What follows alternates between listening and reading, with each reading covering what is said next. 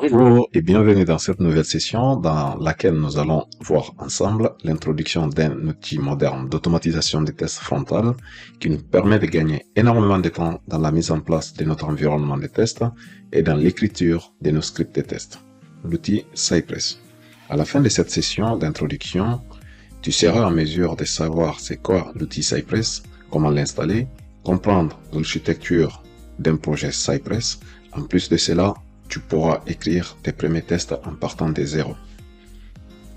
Si tu me découvres via cette vidéo, je m'appelle Fodé Cissé, je suis ingénieur test logiciel depuis plus de 5 ans. C'est parti. Qu'est-ce que Cypress? Cypress est un outil de test frontal de nouvelle génération conçu pour le web moderne. L'outil qui peut tester tout ce qui s'exécute dans un navigateur web. Cypress vous permet d'écrire des tests plus rapides, plus faciles et plus fiables. Cypress s'exécute directement dans votre navigateur, donc plus besoin de mettre en place un WebDriver pour chaque navigateur que vous utilisez. Nous sommes à présent sur l'écosystème de Cypress. Cypress se compose d'un test runner qui est gratuit, open source, installé localement sur le poste. Le runner de Cypress est un exécuteur interactif, unique, qui vous permet de voir les commandes à mesure qu'elles s'exécutent tout en visualisant l'application testée. Il est composé aussi d'un service appelé le dashboard qui vous permet d'enregistrer vos tests. Citons quelques avantages de Cypress. Cypress offre des avantages tels que voyage dans le temps. Cypress prend des instantanés au fur et à mesure de l'exécution de vos tests. C'est-à-dire survoler les commandes dans le journal des commandes pour voir exactement ce qui s'est passé à chaque étape des tests. Il vous offre aussi la facilité de débugger vos scripts de test à partir d'outils familiers tels que Developer Tools. Cypress offre aussi une fonctionnalité sur les attentes automatiques. Cypress attend automatiquement les commandes et les assertions avant de continuer. Par exemple, cliquez sur un bouton dans une page, il faut noter que le temps limite ou le timeout par défaut de Cypress est de 4 secondes qui est modifiable dans les paramètres et configurations. Cypress n'a pas besoin de configurer un WebDriver. L'architecture n'utilise pas de WebDriver, cela rend les tests plus rapides. Il offre aussi la possibilité de faire des captures d'écran et des vidéos en cas d'échec d'exécution des tests. Cypress offre des tests multinavigateurs. Il prend en charge les navigateurs de la famille Chrome, y compris Microsoft Edge basé sur Electron et Chromium et Firefox. Quels sont les prérequis pour installer Cypress? Pour installer Cypress, on aura juste besoin d'un Node.js installé sur notre environnement de travail, d'un éditeur de code. Si vous ne savez pas quoi utiliser, je vous recommande Visual Studio Code. En plus de ces deux outils, on aura juste besoin d'exécuter la commande npm install Cypress pour installer notre environnement de test. On vient de faire une petite introduction de Cypress. Passons à présent à la pratique pour voir tout ça. On va maintenant télécharger notre Node.js et notre éditeur de code, puis les installer sur notre poste de travail. D'abord, en premier, je vais aller sur le site de nodejs.org pour télécharger l'avant-dernière version de Node.js. C'est une version qui est recommandée par rapport à la dernière version. Donc, je clique dessus, télécharger. Ensuite, je viens sur le site de Code Visual Studio, télécharger l'éditeur de code en fonction de mon système d'exploitation. Dans mon cas, j'utilise Windows 64 bits, donc je vais prendre la deuxième qui me propose Windows 64.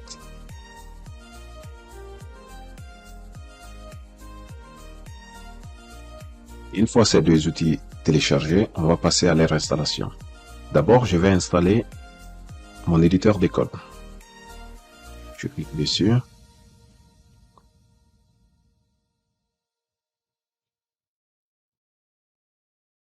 J'accepte la licence, je fais suivant, j'installe par défaut. Une fois l'installation de mon éditeur de code terminée, je vais faire d'abord un petit test pour voir est-ce que Node.js est installé sur mon poste. Si c'est pas fait, on passera à son installation.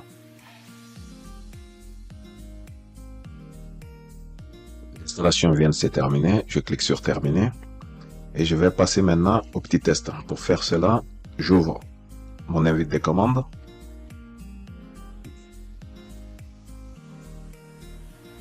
Dans l'invite des commandes, je vais saisir la commande node-v pour voir la version de Node qui est installée sur mon poste. Ici, je viens de voir un message qui est Node n'est pas reconnu en tant que commande interne ou externe, un programme exécutable ou un fichier de commande. Cela veut dire tout simplement que vous n'avez pas de version Node installée sur votre poste. Donc, si vous avez les mêmes messages, on va passer ensemble à l'installation de notre Node.js qu'on vient de télécharger.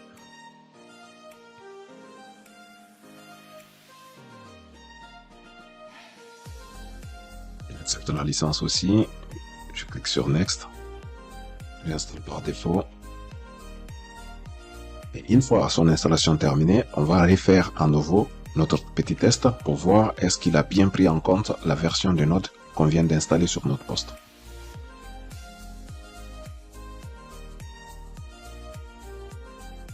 Clique sur Finish. Je refais mon test. À présent, je vois une version 16.15.0 qui vient d'être installée sur mon poste. Comme Node.js, à côté de Node.js, on utilise aussi le Node Package Management. On va voir s'il y a une version de Node Package Management installée sur notre poste. Pour cela, on fait npm-v. On a 8.5.5 qui est installé en même temps que notre version de Node.js. On vient d'installer notre Node.js et notre éditeur de code. On va passer maintenant à l'installation de notre projet Cypress. Pour procéder à l'installation de Cypress, je te laisse d'abord créer un répertoire qui va être ton répertoire de tests et ouvrir ces répertoires dans ton éditeur de code Visual Studio. Vu que Cypress c'est un package npm, il faut d'abord initialiser le projet. Tous les paquets npm contiennent un fichier généralement à la racine du projet qu'on appelle package.json. Ce fichier contient les diverses métadonnées relatives au projet. Il est aussi utilisé pour donner les informations à npm qui lui permettent d'identifier le projet ainsi que de gérer les dépendances du projet. Donc on va initialiser ce package.json. Pour cela, on va ouvrir le terminal. Puis on va taper la commande npm init. Il va nous demander de renseigner quelques informations telles que le nom du package. En l'occurrence, ici, il prend le nom par défaut de votre projet. Moi, j'ai nommé mon projet Cypress-Demo, donc il a pris Cypress Demo comme le package name. Je tape Entrée. Il me demande une version. J'accepte la version par défaut en tapant Entrée. Description du projet. Je peux taper par exemple automatisation et tests fonctionnels. Je tape Entrée. Index.js. Je tape Entrée. Test commande par défaut. C'est bon. Je n'ai pas de GitHub repository associé à mon projet. Je tape Entrée. Les keywords, je peux taper par exemple Cypress. Si c'est plusieurs keywords, on peut les séparer par virgule. Je peux faire test, ainsi de suite. Auteur, je peux mettre mon nom. FCC. La licence, j'accepte la licence par défaut. Et ensuite, il me demande est-ce que toutes les informations saisies sont OK pour moi. Je tape Entrée en disant Yes. Une fois cela fait, il nous crée un fichier à la racine de notre répertoire qui s'appelle package.json. Si on accède à ce fichier, on voit bien qu'on a le nom qu'on avait vu précédemment, Cypress Demo, qu'on n'a pas modifié. On a une version et une description que nous-mêmes on a saisi. On a le main qui est l'index, le script de test qu'on viendra modifier après. Le keyword, c'est les mots-clés qu'on a saisis, l'auteur FCC et la licence. Donc ici, on a notre projet qui est initialisé en créant le package.json. Une fois le projet initialisé, on va passer maintenant à l'installation du package Cypress. Et comme on avait vu lors de notre précédente présentation, Pour installer Cypress, c'est la ligne de commande npm install Cypress.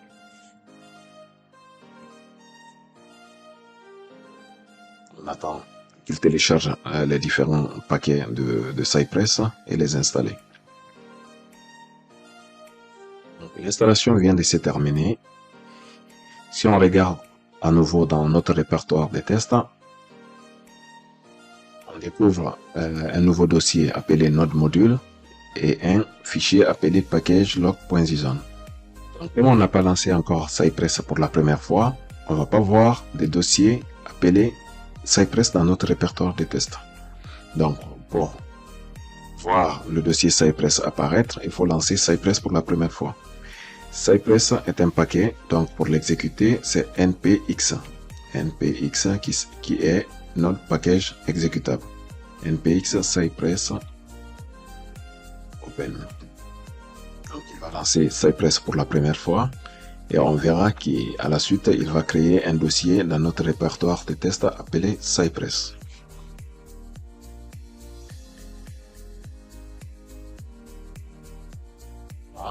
On découvre le lancement de Cypress pour la première fois.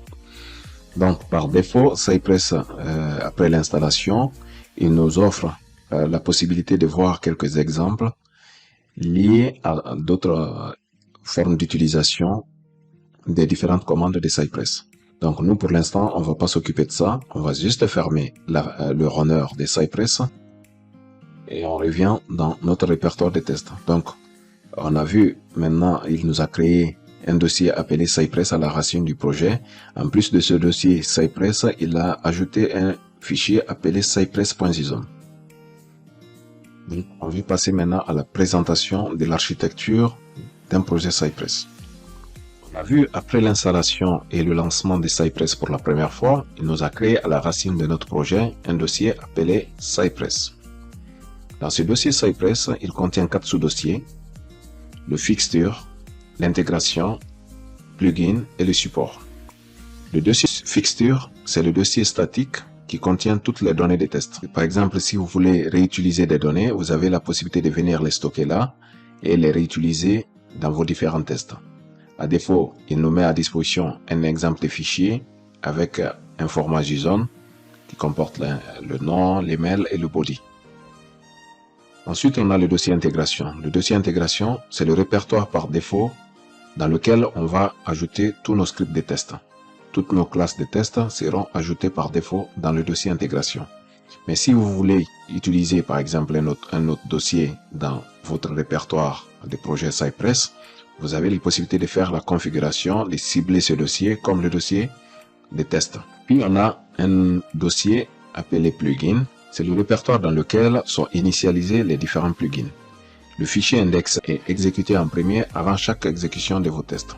Et en dernier sous-dossier, on a le dossier support qui stocke les commandes réutilisables exécutées avant chaque fichier de test. Après le dossier Cypress, on a un autre dossier appelé node module qui vient après l'installation de Cypress. Ce dossier node module permet de construire les outils. Donc, tous les différents paquets que vous allez installer sont gérés à partir de ce dossier node module. On a un autre fichier appelé Cypress.json. Ça, c'est le fichier de configuration de votre projet Cypress. Dans le dernier fichier, on a le package log.json qui stocke la structure exacte et l'arborescence des dépendances à chaque installation. Et en dernier, on a le package.json, comme on a vu à l'initialisation du projet. Il contient les diverses métadonnées relatives au projet, par exemple l'identification du projet, la description, les mots-clés, l'auteur du projet, ainsi de suite. On vient de faire la présentation de l'architecture d'un projet Cypress. On va passer ensuite à la création de notre premier script. Dans mon test, je vais créer une classe dans mon dossier intégration. Je vais l'appeler login form. .js. Afin de permettre pendant la saisie que les données ou les mots-clés de Cypress CI soient reconnus, il faut ajouter une balise dans la classe de test. Et la balise qu'il faut, c'est la balise référence. Je l'ajoute dans ma classe de test. Ensuite, je vais venir supprimer les deux fichiers ou les deux dossiers qui sont ajoutés par défaut.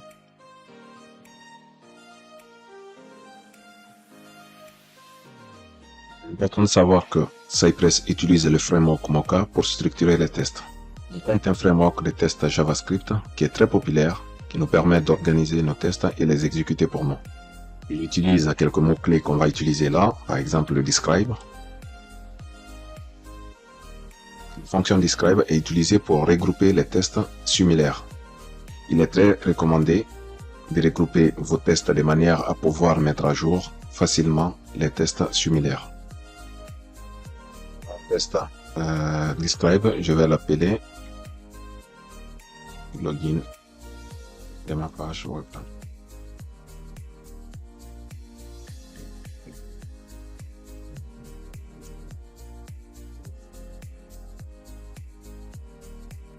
Dans chaque describe, on va ajouter les différentes intégrations.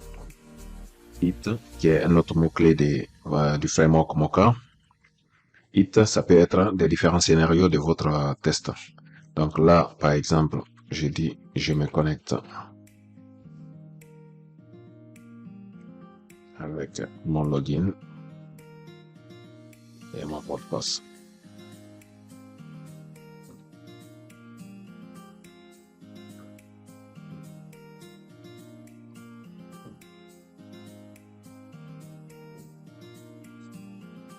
Pour accéder à la page de notre site afin de commencer les tests, d'abord il faut accéder à l'URL de la page. Et pour cela, la commande qui nous permet de faire ça, c'est site-visit. Puis on va copier-coller l'URL de notre page à tester. Ensuite, on va venir exécuter ce test pour voir ce que ça donne. C'est là, on va faire npx Cypress open.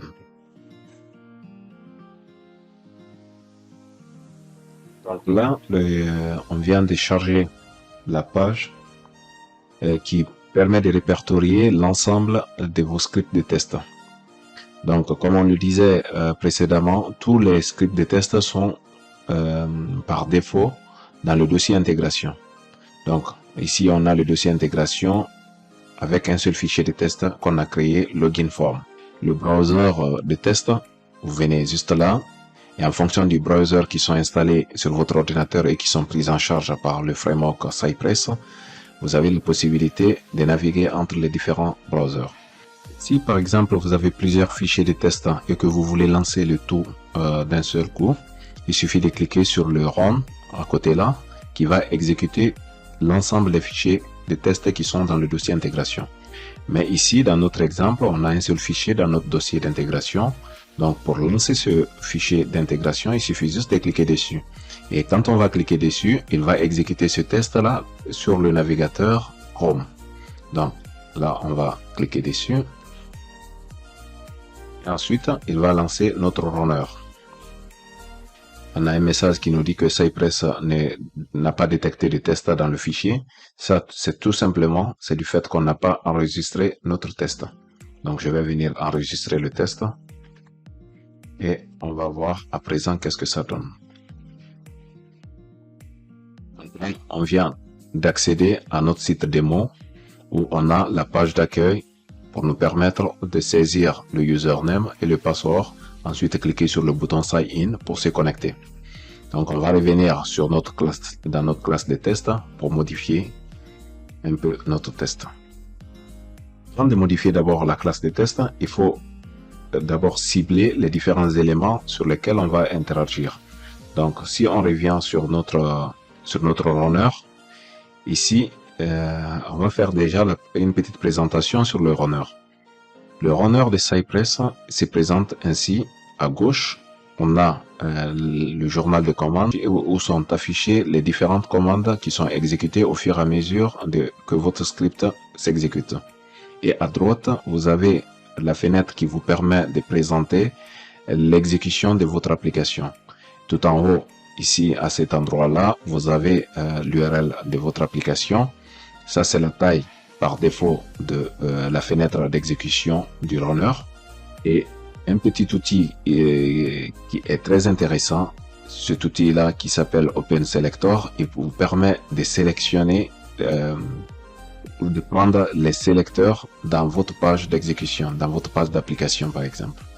Donc si je veux avoir le sélecteur de cet élément-là, il suffit que je clique sur ce petit outil et je viens cliquer dans le champ Username.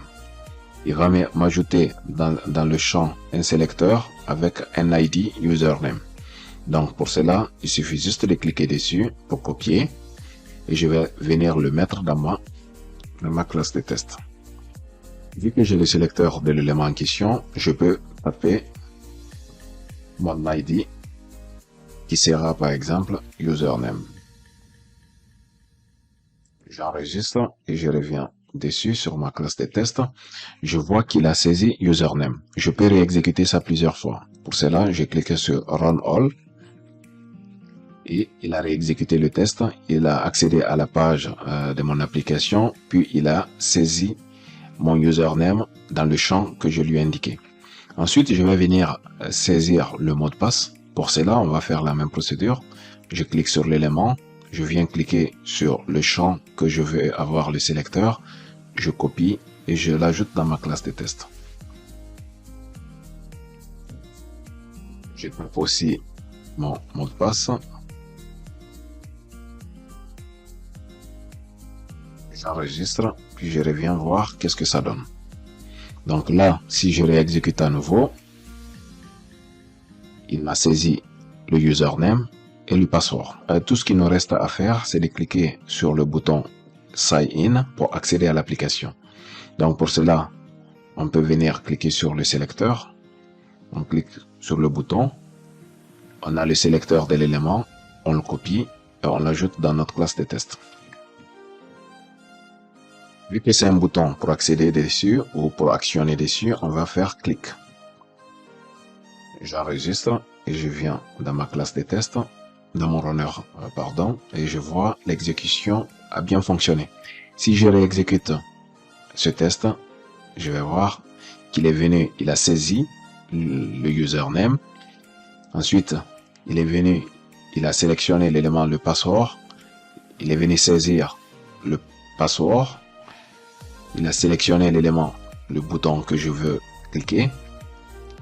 Puis il est venu cliquer sur le bouton pour accéder à l'application. Donc là, il a page load, la page s'est chargée. Donc on vient de faire ici un test qui concerne le login. Il nous a permis la saisie d'un username, d'un mot de passe et cliquer sur le bouton Sign In pour accéder à notre application. Donc on peut aller encore un peu plus loin. Pour s'assurer bien que notre passe est bien chargé, on peut faire un test pour certifier que au chargement de la page, on a bien ce message-là. Je clique dessus, je le time. Donc je prends l'identifiant de cet élément. Je viens dans ma classe de test, je l'ajoute et je fais une assertion pour dire qu'il contient bien ce texte. Donc pour cela, je vais venir récupérer le texte.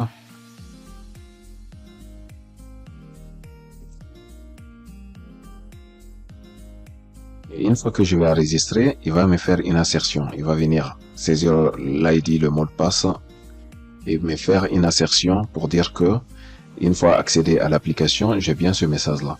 Donc j'enregistre mon test et je viens voir l'exécution. Donc là, on a bien saisi le username, le password et faire une assertion sur notre page d'accueil. C'est bien beau de voir notre test qui est passant.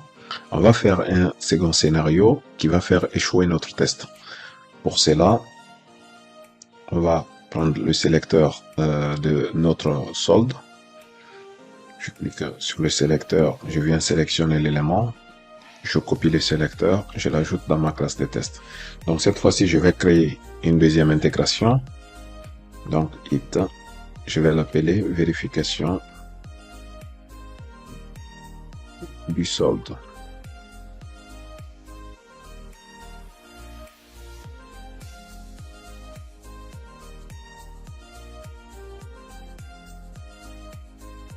Je colle mon sélecteur, puis je fais une insertion sur la valeur de mon solde.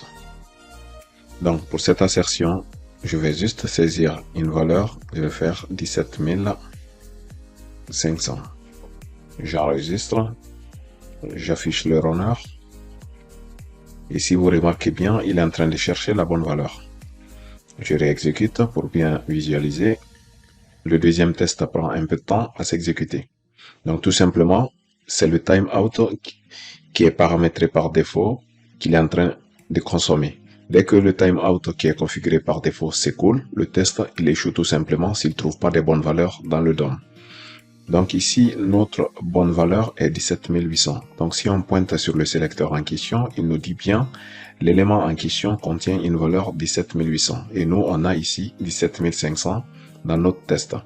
Donc si on revient sur le test et on modifie, on verra que les données du résultat vont changer. Donc ici, dans le runner, on voit ici un test passant et un test en échec. On va passer maintenant dans notre classe de test pour modifier notre donnée de test et voir le comportement de notre test. Donc, on dit que c'est 17 800. On enregistre le test, puis on regarde l'exécution à nouveau. Donc à présent, on a deux scénarios de test qui sont passants. Je peux réexécuter et ces deux scénarios seront passants. Donc je peux ouvrir chacun de ces scénarios pour regarder un peu ce que ça donne. Donc ici, j'ai bien des asserts qui sont vérifiés. Par exemple, ça c'est le texte. Dès qu'on pointe dessus sur l'étape en question, il nous montre l'exécution réelle sur l'écran dans notre application. Donc ici, je vérifie que j'ai bien le bon solde, 17 800, et il me montre bien sur mon application la valeur en question qui a été certifiée. Donc ici, on vient de voir la présentation de Cypress. On a fait une introduction générale dessus. On a fait l'installation de notre environnement. Ensuite, on est venu créer notre premier script passant, notre premier test passant.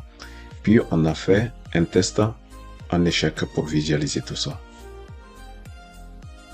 Donc, merci d'avoir regardé cette vidéo. Faites-moi part de vos pensées en commentaire. Et si toutefois vous rencontrez des difficultés sur des sections précises de Cypress, mentionnez-les en commentaire. Je me ferai le plaisir de vous créer des tutos pour vous aider au mieux.